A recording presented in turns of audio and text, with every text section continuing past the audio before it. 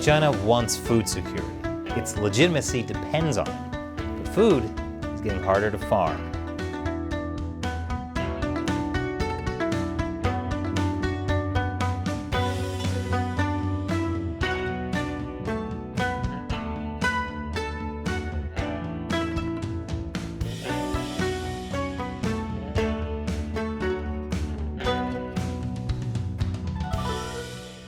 Welcome to China Uncensored. I'm Chris Chappell. So China is obsessed with security. So obsessed, in fact, that Chinese leader Xi Jinping made the point of mentioning it over 50 times in the opening ceremony for the 20th Party Congress last year.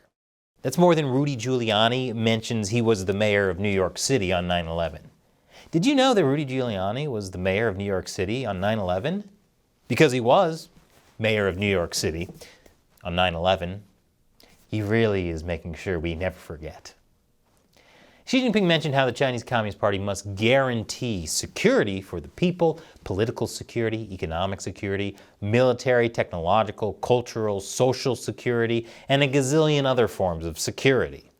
As much as the Communist Party couldn't care less about the value of human life, it still cares about letting its people know that they'll be secure under its rule, in exchange for their freedom. It's kind of like a bear promising a bunch of bees to keep their honey safe. Not sure how much faith I'd put in that. One of the most important forms of security the party cares about is food security. It knows that entire regimes can fall when people get hungry and angry. The last thing the Chinese Communist Party wants is for people to remember how it caused disastrous famines under Mao Zedong. That's why the Central Committee of the CCP and the State Council publish the #1 document each year. It's always about rural policy. This year it called for efforts to stabilize and ensure food production, agricultural infrastructure, and rural development. Food security is a big priority. Even the CCP wants to make sure its citizens are fed. So next time someone laughs at you for saying you're hangry, remind them that empires have fallen for less. And to get you a cookie right now. Food security is enforced in Chinese law as well. In Article 22 of China's 2015 National Security Law, the government requires comprehensive measures to ensure food security, safety, and quality. Xi Jinping makes the point of mentioning food security over and over because, as he put it, food security is an important foundation for national security. And with China's population developing a taste for more diverse and higher quality cuisine, food security is getting harder and harder to guarantee. Turns out you just can't order Postmates for 1.4 billion people. In 2022, many regions in China faced droughts, including the Yangtze River Basin, which affected more than 8,000 square miles of agricultural land. Given that the basin produces 2/3 of China's rice, China definitely lost a lot of grain during the drought. But China also faced floods in 2022 that wiped out crops. The Chinese Communist Party's zero-COVID policy also messed up agricultural production.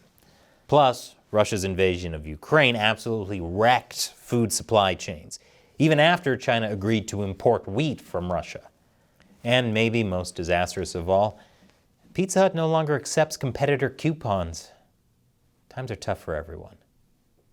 Despite all this, China's National Bureau of Statistics claimed that the country's grain output exceeded 686 million metric tons in 2022, making it, according to state-run media, the 8th consecutive year in which Chinese grain production exceeded 650 million tons, which I guess is an accomplishment if you're following that sort of thing.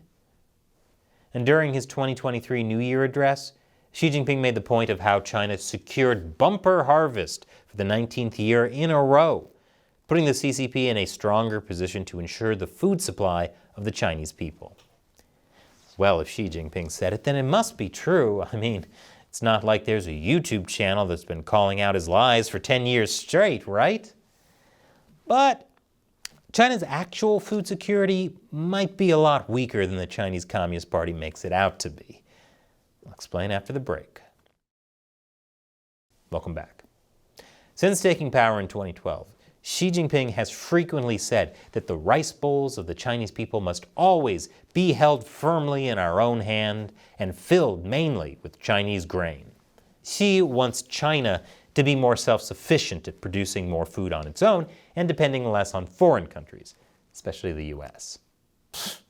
Their loss. They'll never know the joy of American farm-grown macaroni and cheese, America's #1 crop. China claims to be setting records with grain production.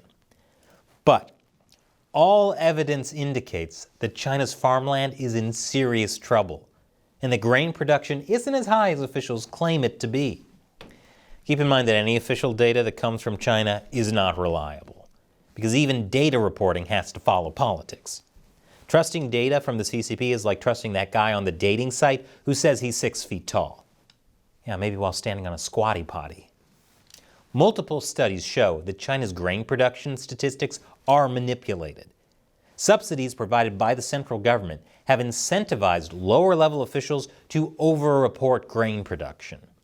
Given how often Chinese officials lie to meet government goals, I'm not too surprised. Especially when you see how corrupt the grain industry is. Even Chinese authorities take the data they're given with a grain of salt. This is similar to what happened during the Great Famine in the 1950s. Local officials were incentivized to lie about grain production. So higher-ups kept getting false information, and probably no one at the top knew quite how bad it was until people started dying. Now, I'm not saying people are starving to death now, but I am saying there's a lot of lying going on. Regardless of what statistics China puts out, the reality is that food production is not as high as it should be. In fact, Chinese farmland productivity is getting worse. Between 2009 and 2019, China lost nearly 6% of its total arable land. So it isn't just people that are disappearing in China. Wait, did the farmland speak out against the government? Things will only get worse. Chinese researchers predict that by 2030, the country will lose over 4,500 square miles of high-quality arable land. China's diminishing farmland is also losing productivity to overcultivation and excess use of fertilizers. And it makes sense they use so much fertilizer. I mean, they're so full of BS they had to find some way to use it. Even the Chinese regime has to acknowledge that soil erosion is a big problem. According to an agricultural economics professor at Renmin University, by 2030, national food output will likely reach less than 59% of domestic demand, down from less than 66% in 2020 and 93% in 2000. China will face greater pressure on resources and more severe challenges in ensuring grain and food security ahead. Okay, but what if in his next speech, Xi Jinping says security 100 times instead of 50. That'll surely help, right? Making things worse are China's local governments. Setting aside land for farming goes against their financial interest. Revenue from land sales provides a significant share of local government revenues. Significant is putting it lightly. Land sales usually means selling farmland to real estate developers. That makes up as much as half of local government's income. And thanks to massive zero COVID spending, a property crisis, and no bailouts from the central government, China's local governments are desperate for new sources of revenue. So desperate, they're thinking of making an only lands account. Setting aside land for anything that expands manufacturing, infrastructure, and urban development is much more lucrative to local governments than farming. This was a problem even before COVID, which is why the central government set a red line policy to protect arable land. Now that local governments are bankrupt after COVID, they have even more reasons to try and get around the red line. Even if Xi Jinping ensured that land is set aside exclusively for farming, it'll be hard to fund. Xi aims to preserve no less than 460,000 square miles of farmland. That's bigger than California, Nevada, Oregon, and Washington combined. He especially wants to preserve China's last remaining black soil. Black soil exists in only a few places in the world, in Central Eurasia and especially Ukraine, and in the Red River Valley in the US and Canada. And it's so potent that occasionally criminals are busted for black market trafficking in the stuff. Well, if China runs out of black soil, at least they'll always have their black skies. China used to have a lot of black soil as well, but thanks to Mao's stupid idea of resorting to deforestation to fix his equally stupid policies that led to the Great Famine, China's black soil is now washing away. So with domestic farming getting harder and harder for China, what other ways is the country dealing with food security? Are they ready to swallow their pride and import some good old American farm-grown mac and cheese? Not quite yet. They're trying to reduce food waste, since people are wasting enough food that would otherwise feed up to 50 million people a year. But even that's only a few % of China's giant population. China also continues to import a lot of food from the US, the EU, and now, more than ever, Brazil. In fact, food imports have been increasing over the decades. They order food to be delivered when they should be making it at home? Wow, this is the first time in 10 years I can actually relate to them. This could be a sign that China's food production can't keep up with the growth in demand. On the other hand, it could just reflect the price of food determining imports, since some foods can actually be cheaper for China to import than grow domestically. China's even buying up farmland abroad, a lot of it, including in the US, England, France, and Australia. China will need every piece of dirt it can get its hands on. Otherwise, the bees will stop trusting the bear can keep their honey safe. And they'll have a lot of hangry folks to deal with. And this show is possible because of viewer support. So as a thank you to my wonderful fans who support China Uncensored through the crowdfunding website Patreon or the exclusive social media platform Locals, I'll answer one of your questions. Today's question comes from Stated Chimp on Patreon. Do you think that the Chinese overseas police stations would go so far as detaining non-Chinese civilians from the host countries and extradite them to China for inadvertently breaking the national security law? Well, it wouldn't quite work that way because legally speaking, China can only extradite its own citizens back to China. The Chinese overseas police stations are mainly used for overseeing Chinese people.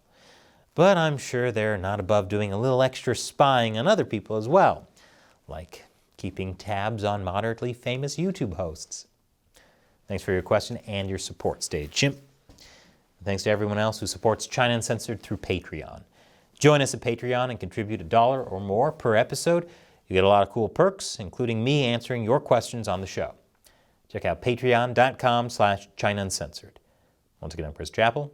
Thanks for watching China Uncensored.